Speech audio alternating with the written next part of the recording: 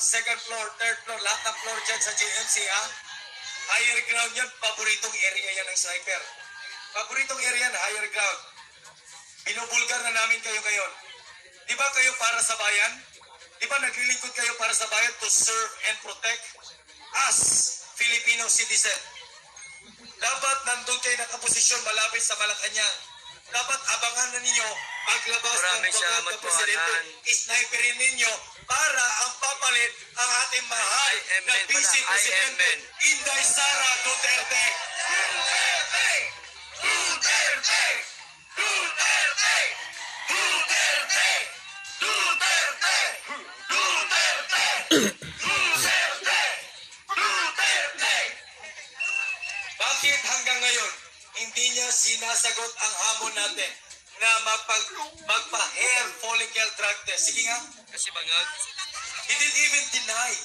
Hindi niya dinay na siya mismo. Pupunta sa PTV, sa kanyang press, Malacanang press. Ha? Tatayo doon, magre-record. Hindi po ako durugista. Papatunayan ko po yan. Hindi po ako nagkukukunin. Okay, papatunayan ko yan. Ang hamon ninyo, kasi presidente ako, kung ako presidente, kung wala akong tinatago. In public, live TV, magpa-drug test ako. Hair follicle. Kasi yan ang demand ninyo. Okay? Bansang Pilipinas, itong gagawin ko. Pero ngayon, nakakabingi. Nakakabingi ang kanyang katahimikan. Bakit ayaw mo magpa-hair follicle drug test? Isa lang ang ibig sabihin. Sige nga. Isa lang ang ibig Kayo sabihin. dyan sa kapulisan, kayo dyan sa Presidential Security Group, Yan. alam niyo ginagawa ng presidente niyo, di ba? May naiwan pa nga dito konti sa ilong niya eh, di ba? Alam niyo yan.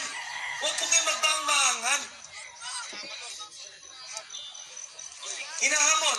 Kung nagtitipid ka, ayaw mo magkuhaan yung milyones mo na nandyan na sa bangko ninyo, bilyones pa yan. Yan guys, na nagkakaroon na ng people power sa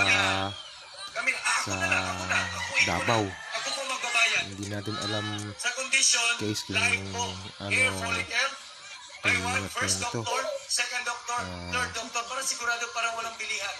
At kung People mapatunayan power yan, check sa at may Davao. mag-doktor na Pero bahala ang batas ang iiral dito nakasalalay ang guys. lisensya, Batas ang ipakulong. iiral Yan. dito. Kasi gusto May natin due ng process transparency. eh. May due process. Maayos. Kahit sabihin Gusto natin na ng tama. Sabi ko, maraming bagong nagrarally Pilipinas. dyan guys. Oh, baguhin May natin due ang process. imahe. Lahat gusto natin Kasi tama. titignan naman dyan ng taong bayan eh. Very simple Titimbangin request. niya ng taong bayan. Itamay mo Bakit na rin nagkakarally? si Amalos. Bakit nandiyan ang mga tao? Lahat ng Bakit yan sa gabinete posisyon nito, ng gobyerno? sila Alam ko Yung nanonood ang nagpaparty kayo, mga sa gobyerno. yung nasa picture, Kasi nandiyan yung kasi mga tao na yan. government So, officials po kayo. hintayin natin yung kahinat na niyan Bakit guys. ayaw niyo pong pumasa Sa sa challenge? nangyayari ngayon sa Davao.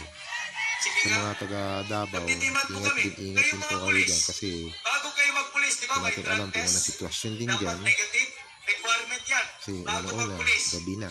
Bago ang Ingat din kayo commander dyan. in chief ninyo. Ikaw Ayaw magpa-drug test. ipaglaban nyo base doon sa paniniwala nyo at sa gobyerno, ilalaban naman nila Kayo yung dyan due ang mga process kapulisan.